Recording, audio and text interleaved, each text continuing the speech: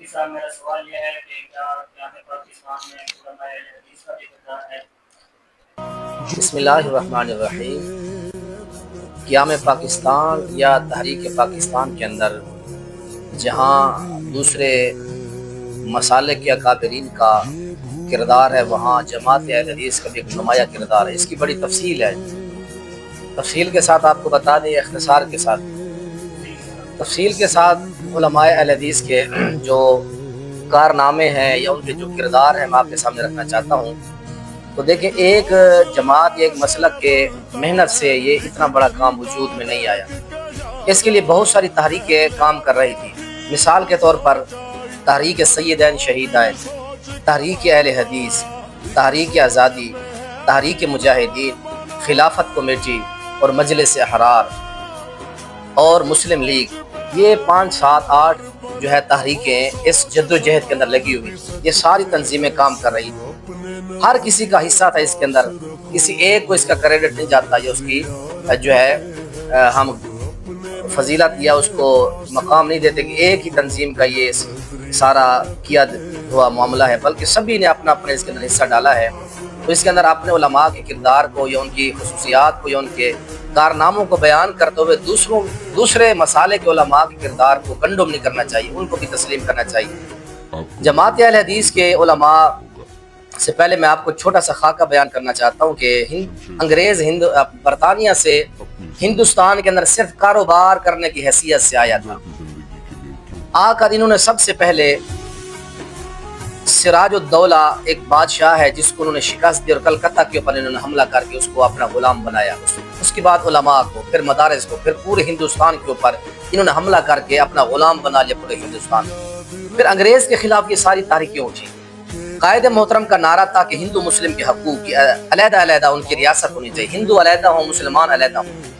مولانا فضل الہی وزیر آبادی بہت بڑے اہل حدیث تھے۔ انہوں نے قائد محترم محمد علی جناح سے فرمایا کہ حضرت آپ کے آواز اور آپ کے نعرے میں بڑی مقبولیت ہے، آپ تقاضا بھی کوئی بہت بڑا کریں، الگ الگ حقوق کا تقاضا نہیں بلکہ الگ ریاست کا تقاضا کریں، آپ ہندو علیحدہ ہوں، مسلمان علیحدہ ہوں۔ تو قائد محمد علی جناح کو یہ مشورہ دینے والے جو تھے مولانا فضل الہی وزیر آبادی، یہ سرخیل اہل حدیث آدمی تھے۔ اس وقت پھر قائد اعظم کا یہ ذہن بنا کہ مجھے الگ ملک کا جو ہے نعرہ لگانا چاہیے۔ اس کے بعد دوسری بات یاد رکھیں کہ منٹو پارا کے اندر، لاہور کے اندر 1940 کے اندر قرارداد پاکستان پیش کرنے والے مولانا فضل الحق الہی اہل حدیث تھے، اور ان کی تائید کرنے والے ظفر علی خان یہ بھی اہل حدیث تھے۔ مولانا فضل حق اور اسی طرح مولانا ظفر علی خان یہ دونوں اہل حدیث تھے۔ ظفر علی خان صاحب جو تھے قائد تھے اہل حدیث کے، یہ اہل حدیث آدمی تھے۔ ان کے بارے میں قائد اعظم محمد علی جناح نے فرمایا تھا اگر مسلم لیگ کے اندر اس جیسے 2-3 بندے اور ہوتے تو مسلم لیگ کی ساری مشکلات ختم ہو جاتی۔ تو ظفر علی خان صاحب یہ اہل حدیث آدمی تھے۔ اسی طرح 1930 میں علامہ اقبال نے الہ آباد کے اندر پاکستان کا تصور پیش کیا تھا، تو مولانا ثناء اللہ مرسلی رحمہ اللہ نے اپنا ایک اخبار تھا، ان کا اخبار اہل حدیث، اس کے اندر ان کے اس تصور کی برملا اور کھلے دل سے اس کی جو ہے حمایت کی تھی۔ اسی طرح 1946 کے اندر جماعت اہل حدیث کلکتہ کے اندر ایک کانفرنس ہوئی جس کے صدر مولانا ابراہیم میر سیال کوٹی رحمۃ اللہ علیہ تھے۔ اس کانفرنس کے اندر فیصلہ ہوا کہ جماعت اہل حدیث مسلم لیگ کی مکمل حمایت کرتی ہے۔ تو قائد اعظم رحمہ جو قائد تھے ان کو پھر اسی کانفرنس کے اندر جو ہے صدر مسلم لیگ کا منتخب کیا گیا تھا۔ اور اسی طرح 1947 14 اگست قیام پاکستان کے اندر یہ اعلان ہوا۔ تو اس سے قبل 13 اگست کو مولانا ثناء اللہ مرسلی رحمہ اللہ کا ایک بیٹا تھا مولانا عطاء اللہ، ان کو شہید کر دیا گیا 13 اگست کو، اور ان کی بہو کو مولانا ثناء اللہ کی بہو کو بھی شہید کر دیا۔ اور اس سے بڑھ کر جو ظلم تھا، مولانا ثناء اللہ کے پریس کو جلا دیا گیا۔ مولانا ثناء اللہ کی لاکھوں کروڑوں کی کتابیں جو تھی، قیمتی اثاثہ تھا، مولانا ثناء اللہ مرسلی رحمہ اللہ کو وہ بھی جلا دیا گیا، بیٹا شہید کر دیا گیا، بہو شہید کر دی گئی۔ آپ کی زندگی کا سرمایہ یہ ساری کتب جو تھی وہ ساری جلا کے آپ کا پریس بھی جلا دیا گیا۔ یہ علماء حدیث کی قربانیاں ہیں۔ اور اسی طرح مسلم لیگ کی طرف سے مولانا داؤد غزنوی کو مجلس دستور ساز کے جو ہے رکن منتخب کیا گیا۔ سب تحریکوں میں اہل حدیث نے حصہ لیا۔ ان میں مولانا عبد القادر قصوری، مولانا محمد علی قصوری، مولانا اسماعیل غزنوی، مولانا عبد المجید، یہ بہت سارے علماء ہیں جنہوں نے ہر تحریک کے اندر حصہ لیا۔ اور اس کے ساتھ ضلع امرتسر کے موضع بھوجیان کے اہل حدیثوں پر سکھوں نے اور ڈوگرا ملٹری نے ظلم کیے۔ مولانا عبد الرحمن، مولانا عبداللہ اور مولانا عبد الرحیم یہ ڈٹ گئے، انہوں نے مقابلہ کیا اور جامع شہادت پائی انہوں نے ڈوگرا ملٹری کے خلاف اور سکھوں کے خلاف۔ یہ علماء اہل حدیث تھے۔ اسی طرح مولانا فضل الہی کے بارے میں یہ لکھا ہوا ہے کتابوں کے اندر کہ 7 نومبر 1915 کو مجاہدین کو انہوں نے چندہ دیا، انگریز نے آپ کو بند کر دیا۔ کئی سال کے بعد پھر جب چھوڑ کر رہا ہو کر آئے، پھر انگریز نے آپ کو بند کر دیا، حتیٰ کہ انگریز نے مولانا فضل الہی وزیر آبادی اہل حدیث کی ساری جائیداد کو قبضے میں کر لیا اور ان کے اوپر جو ہے ان کے سر کی قیمت لگا دی۔ یہ ساری زندگی اسی طرح یہ جنگیں لڑتے رہے اور مجاہدین کو فنڈنگ کرتے رہے، تحریک پاکستان کے اندر اپنا نمایاں کردار کرتے رہے۔ آخر کار یہ فوت ہو گئے اور اس کے بعد 1920 میں ان کو پھر گرفتار کیا گیا اور انگریز حکومت نے ان کی ساری جائیدادیں ہڑپ کر لی گئی۔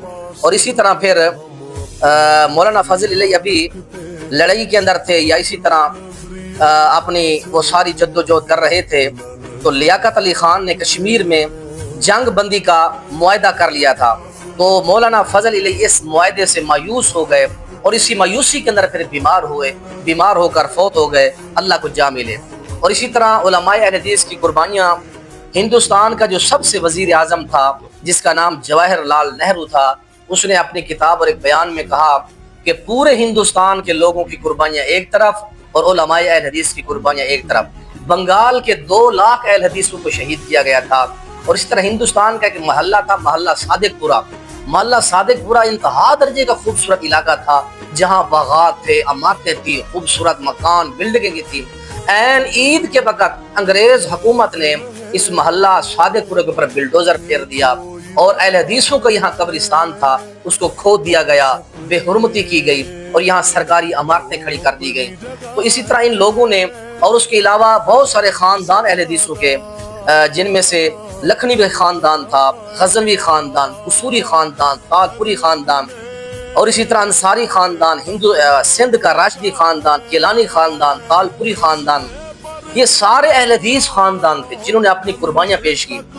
سید احمد شہید، مولانا اسماعیل شہید، ضلع امر کے موضع بھوجیان کے علماء، محلہ صادق پور اور بنگال کے اہل حدیث، ان تمام اہل حدیثوں نے اپنی اپنی قربانیاں پیش کی ہیں۔ اللہ تمام ان قائدین اور علماء اہل حدیث کی قبروں کو روضۃ من ریاض الجنہ بنائے۔ اللہ ان کی قربانیوں کو ہمیں یاد رکھنے کی توفیق دے۔ یہ تمام تر علماء کی قربانیاں ہیں۔ قائد محمد علی جناح کو چلانے والے اور اس کو مشورہ دینے والے جو تھے وہ مولانا فضل علی وزیر آبادی اہل حدیث تھے، مولانا ظفر اللہ خان یہ اہل حدیث تھے، مولانا ثناء اللہ امرتسری اہل حدیث تھے، مولانا ابراہیم میر سیالکوٹی جو کلکتہ کے اندر جنہوں نے سب سے پہلے یہ نعرہ لگایا تھا کہ پاکستان کا مطلب کیا، لا الہ الا اللہ، یہ اہل حدیث تھے۔ اہل حدیث کی نمایاں خدمات ہیں، جس طرح دیگر فرقوں کی اور مسالک کے علماء کی قربانیاں ہیں، وہاں جماعت اہل حدیث کی عظیم قربانیاں ہیں۔ قیامت تک ان قربانیوں کو یاد رکھا جائے گا۔ اللہ علماء اہل حدیث کی قربانیوں کو قبول فرمائے اور اللہ ہمیں اپنے علماء جیسا کردار اپنے ملک پاکستان کے اندر اتحاد کا، محبت کا، اخوت اور بھائی چارگی کا پیغام ہمیں امت کے اندر دینے کے اللہ تعالیٰ ہم سب کو توفیق نصیب فرمائے۔ اللہ پاکستان کو ہر قسم کے شر سے محفوظ رکھے۔ السلام علیکم ورحمۃ اللہ وبرکاتہ۔